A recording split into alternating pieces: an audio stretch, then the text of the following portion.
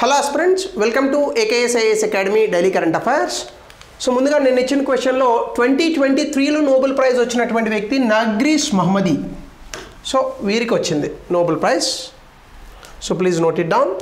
So అట్లాగనే UPSC admissions, అట్లాగనే group 1 and group 2 for both Telangana and Andhra Pradesh. If any one of you are interested, please call to the below number. ఇంకా ఈరోజు topic వచ్చేసి Uttarakhand minority education institutions bill.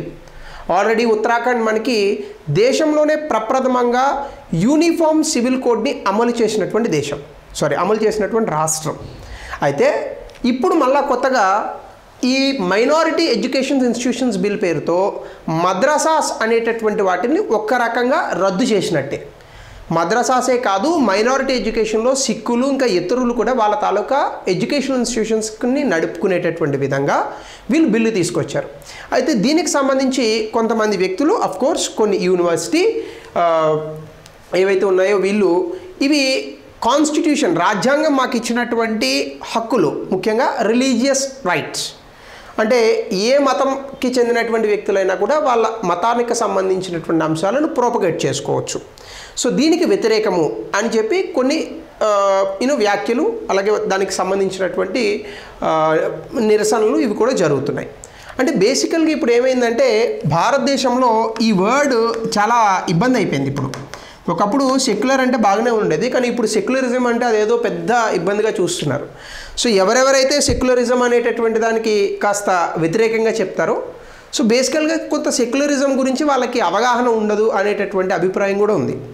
అంటే సాధారణంగా secularism అంటే ఏంటంటే, ఇప్పుడు నేను హిందువుని, నేను వేరే మతాలను విమర్శించను, కానీ నా మతాన్ని నేను ప్రేమిస్తాను, ఇది సెక్యులరిజం.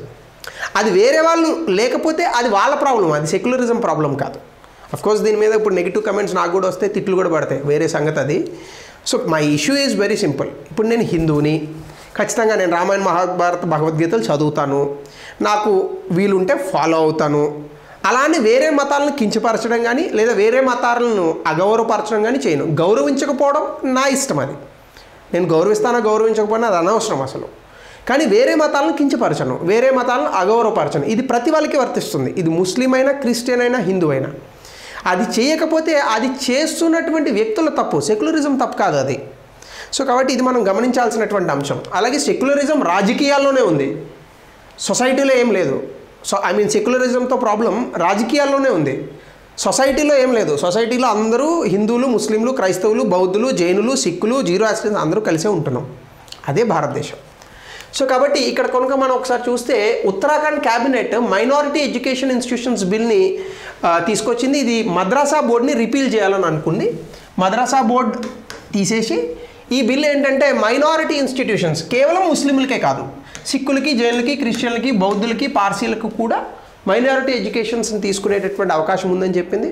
సో మద్రాసాస్ మూసేయక్కర్లేదు, వాళ్ళు రికగ్నిషన్ తీసుకురావాలి, అంటే కన్సర్న్ అథారిటీ దగ్గర రికగ్నిషన్ తీసుకురావాలి. సొసైటీస్ యాక్ట్ అండ్ ట్రస్ట్ తరపున వాళ్ళు, కంపెనీస్ యాక్ట్ వీటి తరపున రిజిస్ట్రేషన్ పొందాలి. వాళ్ళకు ఉన్నటువంటి ల్యాండ్స్, ఇన్స్టిట్యూషన్స్ ఏవైతే ఉన్నాయో, ల్యాండ్స్, ప్రాపర్టీ, ఇవన్నీ బయటికి వెలుగుచ్చాలి. అంటే ఒక రకంగా ఇది ట్రాన్స్పరెన్సీ, అంటే ఇందులో ఏం పెద్ద తప్పు కూడా ఏం లేదు, అంటే చేసిన ప్రతిదీ తప్పని కూడా అనకూడదు మనం. సో అందులో తప్పేం లేదు యాక్చువల్గా. అఫ్కోర్స్ అది రాజకీయ కోణంలో జరిగితే ఇంప్లిమెంటేషన్ వేరే సంగతి అది. So madrasa board powers, syllabus, conducting exams ఇవన్నీ నల్లిఫైడ్ అవుతాయి. సో అందులో ఏం చేయాలనేటటువంటి తర్వాత మళ్ళీ వస్తుంది. సో దీనికి సంబంధించి ఈ పర్టికులర్ ప్రొవిజన్లో మాత్రం చాలామంది ఇబ్బంది పడుతున్నారు, ఎందుకంటే మా మతాచారాల మీద ఇది వ్యతిరేకత జరుగుతుంది అని చెప్పి భావిస్తున్నారు. దీని మీద కొంత చర్చ జరగాల్సి ఉంది. సో అలాగే అసలు మద్రసాస్ అంటే ఏంటి? అరబిక్లో మద్రసా అంటే educational institution. Early days of ఇస్లాంలో, అఫ్కోర్స్ సాధారణంగా ఏ మతంలో అయినా ఎర్లీ డేస్లో, అంటే ఈ ఆధునిక సమాజం మొదలవక ముందు స్టార్టింగ్లో ఏ మతంలో అయినా కూడా మతపరమైనటువంటి ఆచారాలను విద్యాబోధనగా చేసేవారు. అది ఒకవేళ హిందూయిజంలో అనుకుంటే ఉపనిషత్తులు, ఇంకా వేదాలు, ఇవన్నీ నేర్పేవారు. అక్కడేమో బైబిల్, అదర్ థింగ్స్ ఉండేవి. వీళ్ళకి ఈ ఖురానిక్ వర్డ్స్ ఉంటాయి. సో అయితే కాలానుగుణంగా చాలా మార్పులు వస్తూ ఉంటాయి. బట్ మద్రసాస్లో చాలా తక్కువ మార్పులు అనేటటువంటివి చోటు చేసుకున్నాయి because of various reasons. So 10th సెంచరీకి మద్రసాస్లో కూడా మార్పులు వచ్చాయి. అదేంటంటే ఇన్స్టిట్యూషన్స్ రిలీజియస్ లెర్నింగ్స్, సెక్యులర్ లెర్నింగ్స్ని కూడా ఆఫర్ చేయడం జరిగింది. అఫ్కోర్స్ దీని మీద కొంత వ్యతిరేకమైనటువంటి భావనలు కూడా సొసైటీలో ఉన్నాయి. అయితే ఎర్లియస్ట్ మద్రసాస్ అనేటటువంటివి religion covering modern eastern and northern Iran, అంటే సెంట్రల్ ఏషియా, ఆఫ్ఘనిస్తాన్ ఇలాంటి ప్రాంతాలు ఏవైతే ఉన్నాయో దీన్ని ట్రాన్సోగ్జినియా అని అంటారు. అట్లాగే ఖోరాసాన్, ఈ ప్రాంతాలకు సంబంధించినటువంటి అంశాలు ఏవైతే ఉన్నాయో అక్కడ ఎస్టాబ్లిష్ చేశారు, అక్కడ నేర్పించేవారు. తర్వాత చాలా మద్రసాస్ అనేటటువంటివి హౌసింగ్ సపోర్ట్ ఇచ్చాయి, స్టూడెంట్స్ని సపోర్ట్ చేసాయి, పూర్ బ్యాక్గ్రౌండ్స్ ఉన్న వాళ్ళకి ఎడ్యుకేషన్ సపోర్ట్ చేసాయి. సో కొన్ని మద్రసాస్లో వ్యతిరేకంగా జరుగుతాయని చెప్పేటటువంటి వ్యక్తులు ఉన్నారు. సో గుడ్ ఉంటుంది, బ్యాడ్ ఉంటుంది. సో అయితే ఇక్కడ రికగ్నిషన్ ఇప్పుడు ఏంటంటే ఈ మద్రసాస్ అనేటటువంటివి స్టేట్ ఎడ్యుకేషన్ బోర్డ్స్ వీటి కింద రికగ్నైజ్ చేయబడతాయి. కొన్ని అన్రికగ్నైజ్డ్ మద్రసాస్ ఇండిపెండెంట్ కరికులం ఉంటాయి, అవి ఇస్లామిక్ సెమినార్స్, అలాగనే దారుల్ ఉలూమ్, నద్వతాల్ ఉలామా ఇట్లాంటివి ఉన్నాయి. కొన్ని Deoband school, Ulama school, so ఇట్లాంటి స్కూల్స్ ఉన్నాయి. ఆ స్కూల్స్ ద్వారా ఎస్టాబ్లిష్ చేయబడినటువంటి సిలబస్ని వీళ్ళు బోధిస్తూ ఉంటారు. సో కన్సర్న్స్ అండ్ కాన్స్టిట్యూషనల్ ఇష్యూస్లో కనుక మనం వెళ్తే కొంచెం లోపలికి, ఇప్పుడు ముస్లిం బాడీస్ ఏమంటున్నారంటే ఉత్తరాఖండ్ ప్రభుత్వం తీసుకొచ్చినటువంటి ఈ యొక్క మైనారిటీస్ ఎడ్యుకేషన్ బిల్ అనేటటువంటిది ఇది పొలిటికల్గా ఉంది, ఇది సొసైటీని ఏదో మార్పులు చేయాలని కాదు, రాజకీయంగా ప్రాబల్యం గడుపుకోవడానికి లేదని అనుకుంటే ఓటర్ పోలరైజేషన్ చేయడానికి అనేది వీళ్ళ విమర్శ, నేను చెప్పట్లా. సో వాళ్ళు ఏమంటారంటే ఆర్టికల్ 26, 30 ఏవైతే religious freedom of managing affairs దీనికి వ్యతిరేకము, కాబట్టి ఇది రాజ్యాంగ విరుద్ధము. అలాగే జమాతీ ఉలమా ఐహింద్ వీళ్ళు ఏమంటారంటే మద్రసా బోర్డుని నలిఫై చేయడం అంటే రిలీజియస్ ఎడ్యుకేషన్ అనేటటువంటిది ఇది గ్యారంటీడ్ బై కాన్స్టిట్యూషన్, సో రాజ్యాంగం ఇచ్చినటువంటి ప్రాథమిక హక్కుని కాలరాయడమే. కొంతమంది క్రిటిక్స్ ఏమంటారంటే ఇది రాజకీయ పరంగా వచ్చింది, ఇది సామాజిక పరంగా ఏం కాదు, కాబట్టి ఇవన్నీ కూడా లోకల్ ఎలక్షన్స్ అక్కడ తీసుకొని అందులో గెలవడానికి చేసేటటువంటి ఒక హమ్మింగ్ అనేటటువంటిది వాళ్ళ తాలూకా విమర్శ. విమర్శలు యాక్సెప్ట్ చేసి దానికి ప్రతి విమర్శలు చేయాలి, అంతే తప్ప విమర్శ చేసిన వాడిని తిట్టేయకూడదు. సో అట్లానే గవర్నమెంట్ జస్టిఫై ఏం చేస్తుంది ప్రతి విమర్శ? గవర్నమెంట్ ఏమంటుందంటే ట్రాన్స్పరెంట్ రికగ్నిషన్ ప్రాసెస్, అంటే మైనారిటీలు అల్పసంఖ్యాక వర్గాలు రన్ చేసేటటువంటి ఇన్స్టిట్యూషన్స్ని ట్రాన్స్పరెంట్గా చేసేందుకు, అలాగే ఎడ్యుకేషనల్ క్వాలిటీ అందులో మద్రసాస్లో కానీ ఇంకా ఇతర రిలీజియస్ ఎడ్యుకేషనల్ ఇన్స్టిట్యూషన్స్లో నాణ్యతతో కూడినటువంటి విద్యను బోధించేందుకు ఈ బిల్లును తీసుకొచ్చాం, ఇది ప్రభుత్వం చెప్పేది. అట్లాగనే ఉత్తరాఖండ్ మరొకటి ఏమంటుంది, సబ్కా సాత్ సబ్కా వికాస్, బీజేపీ ఎప్పుడు చెప్పేటటువంటి అంశం ఇది ఈ మధ్య కాలంలో. సో దీనివల్ల మైనారిటీ రైట్స్ అంటే అల్పసంఖ్యాక వర్గం తాలూకా హక్కులు కూడా ఇందులో ఉంటాయి, అది కేవలం ముస్లింలకి మాత్రమే కాదు అందరికీ వర్తిస్తాయి, కాబట్టి ఈ బిల్లు తీసుకొచ్చాం. ఇది రెండవ ప్రతి విమర్శ. 3, ఈ బిల్లులో కొన్ని ఇర్రెగ్యులారిటీస్ ఉన్నాయి. ఏంటంటే గతంలో ఇలాంటి ఇన్స్టిట్యూషన్స్కి రికగ్నిషన్కి సంబంధించి కొన్ని తప్పులు ఉన్నాయి, వాటిని కరెక్ట్ చేసేందుకు ఇది ప్రభుత్వం ప్రతి విమర్శకి ఇచ్చినటువంటి ఆ విమర్శకి ఇచ్చినటువంటి ప్రతి విమర్శ సమాధానాలు.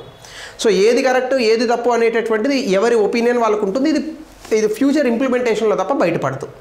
సో ఇది రెండవ అంశం. అయితే ఫస్ట్ ఆఫ్ ఆల్ భారతదేశంలో సెక్యులరిజం లౌకికవాదము అనేటటువంటి అంశం ఉంది. సో చాలామంది ఇది 42nd అమెండ్మెంట్ యాక్ట్లో సెక్యులరిజం జాయిన్ చేశారు, అంతకుముందు సెక్యులర్ అనేటటువంటిది లేదు. కంట్రీ ఎప్పుడూ సెక్యులర్గానే ఉంది. అఫ్కోర్స్ ముందు హిందూయిజం ఎప్పటి నుంచో ఉండొచ్చు, ఎందుకంటే సనాతన ధర్మం, హిందూయిజం అనేటటువంటిది రిలీజియన్ కాదు, మనకు తెలియక ఇప్పుడు దాన్ని రిలీజియన్ చేశాం. ఎందుకంటే హిందూయిజంలో ఫాలో అయ్యేటటువంటి వ్యక్తులు ఎవరు కూడా ఒకే పుస్తకం ఫాలో అవ్వరు, ఒకే దేవుణ్ణి పూజించరు. సో హిందూయిజం అనేటటువంటిది అసలు చాలా రకాల కల్చర్స్ తాలూకా కలయిక, 1. 2 తర్వాత క్రిస్టియానిటీ, ఇస్లాం, సిక్కిజం, జైనిజం, బుద్ధిజం ఇట్లాంటివన్నీ కూడా వచ్చాయి. ఫస్ట్ అసలు బుద్ధిజం, జైనిజం వచ్చాయి. సో ఇలా రకరకాల రిలీజియన్స్ కూడా భారతదేశంలోకి వచ్చి కలిసిపోయారు. సో అందులో భాగంగా భారతదేశం అనేటటువంటిది లౌకికవాద దేశంగా ఎన్నో వందల సంవత్సరాల నుంచి కూడా నడుస్తోంది, దాదాపుగా ఒక 1000 సంవత్సరాలు వేసుకోవచ్చు. సో దీన్నే రాజ్యాంగంలో కూడా పొందుపరిచాం, బిఆర్ అంబేద్కర్ గారు పొందుపరిచారు. సో దాన్ని ఆమోదించినటువంటి వ్యక్తులందరూ కూడా పొందుపరిచారు. సో కాబట్టి ఇక్కడ 42nd అమెండ్మెంట్ యాక్ట్లో సెక్యులర్ అనేటటువంటి పదాన్ని యాడ్ చేశాం. అలాగనే ఇండియాకి అసలు భారతదేశానికి ప్రభుత్వానికి ఏ రకమైన రిలీజన్ అనేటటువంటిది ఉండదు, అన్ని రిలీజన్స్ ఈక్వల్. కానీ వెస్ట్రన్ కంట్రీస్లో ఏముంటాయంటే అసలు రిలీజన్కి ప్రభుత్వానికి సంబంధం ఉండదు, రిలీజన్ ఇటు ప్రభుత్వం ఇటు. కానీ భారతదేశంలో అట్లా కాదు, ప్రభుత్వం అన్ని రిలీజియన్స్ని సమానంగా చూస్తుంది, రైట్? ఇది మనకు ఉన్నటువంటి సూత్రం. సో ఆర్టికల్ 14 ఇందులో equality before law, article 15 discrimination based on religion, అది యాక్సెప్టబుల్ కాదు. Article 16 clause 1 equal opportunities, religious bias ఉండదు. అట్లా అందుకే మనకి రిలీజియన్ బేసిస్లో రిజర్వేషన్స్ కూడా లేవు మనకి. ఒకవేళ ముస్లిమ్స్ అనేటటువంటి వాళ్ళు లేదా క్రిస్టియన్లు వీళ్ళందరూ ఉన్నా వాళ్ళు మనం బీసీలో యాడ్ చేస్తాం, బ్యాక్వర్డ్ క్లాసెస్ అంటాం, అంతే తప్ప వాళ్ళకి సెపరేట్ మైనారిటీ రిజర్వేషన్స్ ఏం లేవు మన దేశంలో. అలాగే ఆర్టికల్ 25 ఫ్రీడమ్ ఆఫ్ కాన్షియన్స్, అంటే ఎవరు ఏ రిలీజియన్ అయినా అంటే ఏ మతాన్నైనా కూడా పూజించవచ్చు. ఆర్టికల్ 21 రిలీజియస్ గ్రూప్స్ని వాళ్ళ ఓన్ రిలీజియస్ అఫైర్స్ని మేనేజ్ చేయొచ్చు. ఇప్పుడు ఇది మోర్ ఇంపార్టెంట్ ఈ పర్టికులర్ సబ్జెక్ట్కి సంబంధించి. 27 టాక్సేషన్ ఉండదు ఎనీ పర్టికులర్ రిలీజియన్ ప్రమోషన్కి. ఆర్టికల్ 28 రిలీజియస్ ఇన్స్ట్రక్షన్ అనేటటువంటిది రిలీజియస్ బాడీలో చేసుకోవచ్చు. 29, 30 cultural and educational rights of minorities, దీన్ని ప్రొటెక్ట్ చేస్తుంది. ఇది కూడా ఇప్పుడు ఇంపార్టెంట్ ఈ టాపిక్కి సంబంధించి. అలాగే దేశంలో ఉన్నటువంటి ఈ విభిన్నమైనటువంటి సంస్కృతుల్ని మనం కలిపి ఉంచాలి, అది 51A కూడా చెప్తాం మనం, రైట్. సో ఇట్లా ఫండమెంటల్ రైట్స్ దగ్గర నుంచి ఫండమెంటల్ డ్యూటీస్ వరకు ఎవ్రీవేర్ మనం రిలీజియన్ అనేటటువంటి అంశాన్ని తీసుకొస్తాం. ఇది సెక్యులర్ అనేటటువంటిది రాజ్యాంగం చెప్తోంది. అట్లా కాదు నువ్వు చెప్పకూడదు అంటే రాజ్యాంగంలో ఉన్నదే చెప్తాను నేను, మీకు నచ్చినట్టు చెప్పలేను. నెక్స్ట్, ఇందులో భారతదేశంలో ఇప్పుడు ఈ సెక్యులరిజంకి చాలా థ్రెట్స్ వచ్చాయి. ఎందుకంటే రాజ్యాంగం అన్ని రకాల రిలీజియన్స్ని సమానంగా చూసినప్పటికీ నేను ఏ రిలీజియన్ గురించి మాట్లాడట్లా, అన్ని పార్టీలు హిందువులు, ముస్లింలు, బౌద్ధులు, జైనులు, జిరోయాస్ట్రియన్స్, పార్సీస్ ప్రతి వాళ్ళు కూడా మతం చుట్టూ రాజకీయాన్ని చేస్తున్నారు. ఇది ఒక పార్టీ గురించి నేను ఉద్దేశించి అనట్లేదు. ప్రతి పార్టీ కూడా భారతదేశమో కులమో మతమో వర్ణమో వర్గమో భాషో లేదా సంస్కృతో వీటిని అడ్డం పెట్టుకునే రాజకీయం చేస్తారు. అదే భారతదేశంలో ఉన్న రాజకీయ వ్యవస్థ. కాబట్టి ఇది రాజకీయం చేస్తున్నారు. దీనివల్ల ఏమవుతుంది, ఓట్ బ్యాంక్ పాలిటిక్స్, ఓట్లు దండుకోవడానికి మతాన్ని అడ్డు పెట్టుకునే వాళ్ళు ఒకళ్ళు, కులాన్ని అడ్డు పెట్టుకునే వాళ్ళు ఒకళ్ళు, వర్గాన్ని అడ్డు పెట్టుకునే వాళ్ళు ఒకళ్ళు. సో ఇలా ఉన్నటువంటి కారణంగా దేశంలో లౌకిక విలువలు, లౌకికవాద విలువలు అనేటటువంటివి తగ్గిపోతున్నాయి. ఇప్పుడు నా తల్లిదండ్రులు మీ తల్లిదండ్రులు, మీ తల్లిదండ్రులు మీకు గొప్ప, నా తల్లిదండ్రులు నాకు గొప్ప, అంతేనా? అట్లా కాకుండా ఇంకొక రకంగా చెప్పాలంటే నా తల్లిదండ్రులు నాకు గొప్ప, వేరే వాళ్ళని నేను కించపరచకూడదు. సో ఇక్కడ ఇదే అంశం అన్నిటికీ అప్లై అవుతుంది. ఎవరిది వారికి గొప్ప, పక్కవారి గురించి మనం ఆలోచించకుండా కంపారిజన్ చేయకుండా ఉంటే మంచిది. ఈ చిన్న లాజిక్ని మనం మర్చిపోతూ ఉంటాం పాలిటిక్స్లో, సొసైటీలో. బట్ ఆఫ్ కోర్స్ అందులో అన్యాయాలు తప్పులు ఉంటే దాన్ని సరిదిద్దాలి. అది కూడా ప్రభుత్వం తాలూకా బాధ్యత, సమాజం తాలూకా బాధ్యత. అట్లాగనే కమ్యూనల్ పాలిటిక్స్ పెరిగిపోయాయి. దీనివల్ల స్టీరియోటైప్స్, మిత్స్, రకరకాల ప్రోపగాండాలు వచ్చేస్తున్నాయి. అలాగే రిలీజియన్ని పొలిటిసైజేషన్ చేసేస్తున్నాం. ఇది మన దేశంలోనే కాదు, అమెరికాలో ఉంది, జర్మనీలో ఉంది, యూకేలో ఉంది, ప్రతి చోట ఉంది ఈ బాధ. కాకపోతే మనం ఎక్కువ మంది కాబట్టి జనం అట్లా అనిపిస్తుంది. సో దీనివల్ల కమ్యూనల్ రైట్స్ జరుగుతాయి.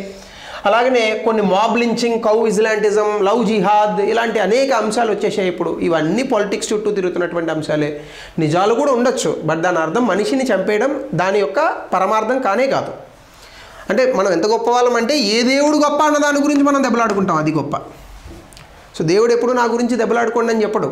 మీరు కావాలంటే చదవండి క్లియర్గా, నేను చాలాసార్లు చెప్పాను ఇది. మీరు నిజంగా రామాయణ మహాభారతాలు చదివితే మన తాలూకా అవుట్లుక్ అండ్ పర్స్పెక్టివే మారిపోతుంది జీవితం మీద. సో అంత గొప్పగా ఉంటాయి అవి. సో కాబట్టి ఎవరి రిలీజియన్లో వాళ్ళు అట్లా లోపల పీస్ అనేటటువంటి దాన్ని పెంచుకోవాలి.